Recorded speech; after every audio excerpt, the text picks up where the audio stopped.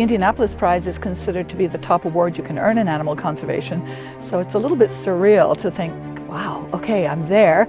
And the fact that it is really garnering an international reputation and recognition will help a lot, because then you have that as a platform on which to speak about really vital, important issues. You can't be dismissed as, a marginal effort if you've won the Indianapolis Prize. Dr. Amanda Vincent was the first biologist to study seahorses underwater. As the founder of Project Seahorse, Vincent spent the bulk of her early career underwater, discovering that the tiny, mysterious fish form permanent pair bonds. The very first things that we learned about seahorses in the oceans come from Amanda's pioneering research. In doing that, she brought the magical world of the seahorse above water.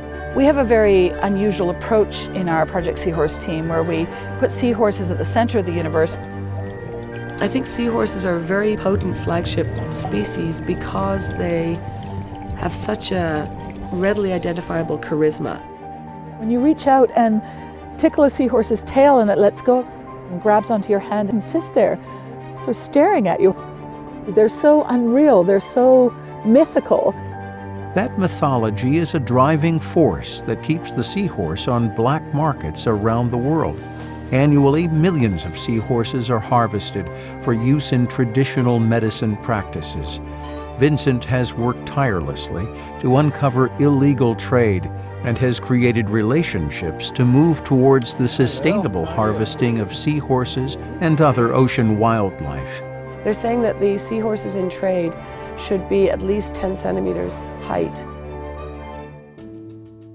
As the chair of the International Union for Conservation of Nature's Seahorse Specialist Group, Vincent successfully fought to place the seahorse and other marine fishes on the IUCN's Red List.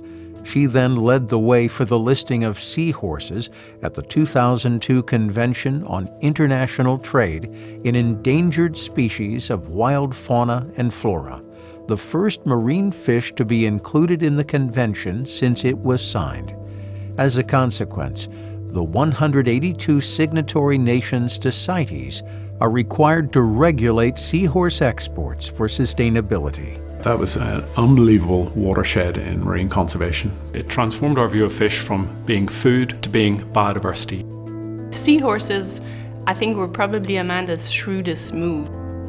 If you reach the objective of saving seahorses, having more seahorses somewhere, you can only achieve that by having a healthier marine habitat.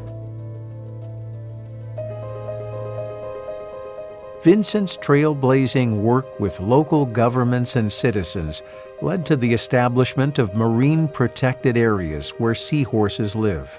The first areas she set up were in the Philippines, with the model spreading to over 35 protected areas around the globe.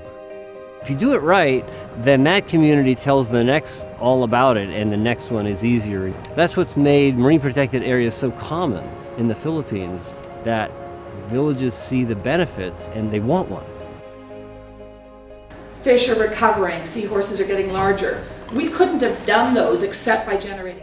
I have no idea how Amanda does everything that she does. She's a mom to 2 children. I guess she has a bigger plate than most of us. There's a long way to go, and luckily I have lots of life left in me to do it.